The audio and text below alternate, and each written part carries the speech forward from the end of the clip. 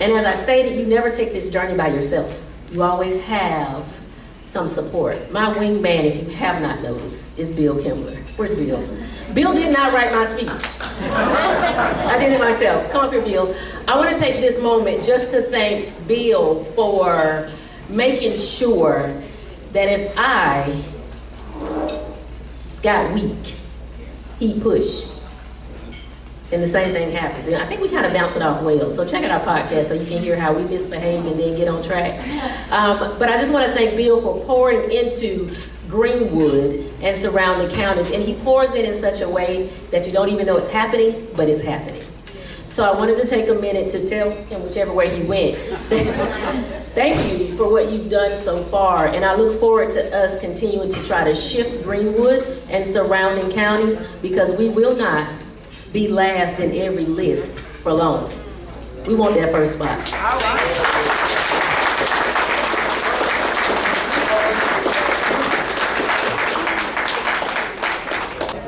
Jamil Brooks, Dr. Jamil Brooks, get to know that name.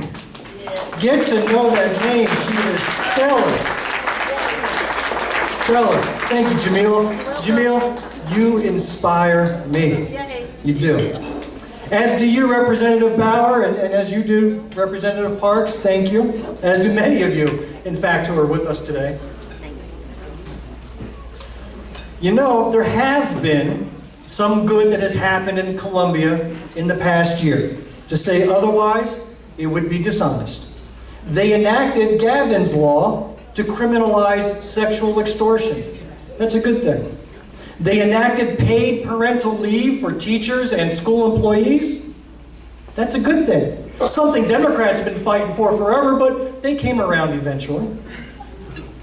We had boater safety training requirements enacted. We did, which is great. Why not extend that to firearms, which cause a hell of a lot more deaths than boats? I'm scared of guns more than I am of a boater, personally. But you see, even with the good that was done, that just underscores the absolute frustration I have with our General Assembly. Because we can see what can be accomplished if they focused on issues that actually matter. Issues that have impacts on you and me. Real issues, like ranking among the worst in the country in public education, in medical debt that's gone to collections. We're number 2. We're worse than the nation in average life expectancy, STD rates, children death due to guns, childhood poverty, and the homicide rate.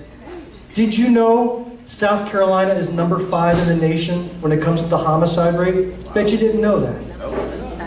Yeah, the educated ones here who are fighting for us at the General Assembly know it. We're number 5. And by the way, this is with a Republican law and order supermajority for decades. They won't cop to owning that, but they own it. Yeah. They own it. Real issues like ranking at the bottom for elected female representation. We're number 47. You heard it, an all-male Supreme Court. Do you see a lot of men running, or a lot of women running around on the House floor? It's even worse in the Senate. There are 46 senators, 5 women against 41 men. Now, some of the men are champions of the cause as well, but that just shows you the disparity. And Jamil, thank you for stepping up. We need another lady in the House. We do. And even with those 5 female seats in the Senate, 3 of them are Republican, men have already started lining up to take those seats away from them because they weren't MAGA enough. They weren't extreme enough. So men have already filed to run against them. That's how bad it's getting. Now, these rankings I shared with you aren't just cold, distant numbers. Every one of these represents a person who's suffering, a family who's grieving, a community that's hurting and neglected. These are real people in South Carolina who are victims of a General Assembly who, with the exception of a good few, have forgotten to care. They have just forgotten to care. Working on any one of those statewide issues, any one, just pick one, would have such an immeasurable effect on everybody from coast all the way up to the lakelands. Just pick one. But what have they spent countless hours on instead of all of those issues? Well, they've gone on a crusade to make a boogeyman out of critical race theory. Ooh. At least their bastardized definition of it. They are convinced that learning about Martin Luther King Jr. or the civil rights movement, or just even bringing up the fact that slavery might have been a bad thing, they think that's a cause of all of our problems today. They are rapidly banning books and attacking librarians, attacking them because someone saw a children's book that featured 2 male penguins raising a child penguin. They called it sexualizing our children. If you look at 2 penguins and are thinking about sex, I think you've got a deeper penguin phobia issue to deal with.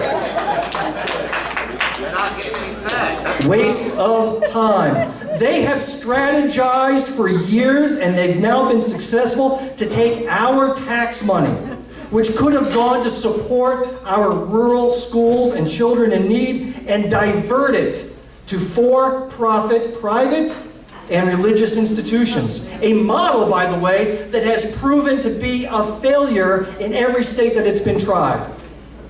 Waste of time. And don't even get me started about how they want to have a Republican lawmaker monitoring your bedroom activities. How a bunch of male legislators who couldn't find their way around a female reproductive system feel entitled to have a say on what she may or may not do with her body. Listen, true fact. We have a sitting U.S. Senator in Tim Scott who sent out a fundraising mail that claimed that women were pregnant for 52 weeks. That's 12 months, y'all. I did the math. Any mamas out there? Who are the mamas? Any of you carry for 12 months? We have a man who wants to be president of this country. Who thinks you've been pregnant for 12 months? I've got the receipts. I saw that email fundraiser. These men. Waste of time. Let me get serious for a second. I don't accept this state of affairs. I don't accept the fact that our children, kids in South Carolina, have to go hungry. I don't accept that low-paying jobs should be counted as success. I don't accept that sacred words like liberty, freedom, patriotism should be twisted and distorted in such a way that it makes you think that we love our country, we just hate half the people in it. I don't accept that the deepest argument that Republicans have go no deeper than to scream woke, leftist, communist, Marxist. That's a common one that nobody knows what that means. They say that at everything they don't like or understand. I don't accept laws that are written with a strict moral code that feels more at home during the Dark Ages, the Spanish Inquisition, the Salem witch trials, than those beautiful words that were spoken on the Sermon on that Mountain 2,000 years ago. I don't accept that. And I say all that to say this. Anyone feeling what I'm about to say? Go. I don't know. Anyone sensing a theme here tonight? Yeah. Are we fired up? Are we ready to go? I am. Ladies and gentlemen, I stand here in front of my Democratic family and friends to say that once again I am seeking your support to be the Democratic nominee for State House in District 13.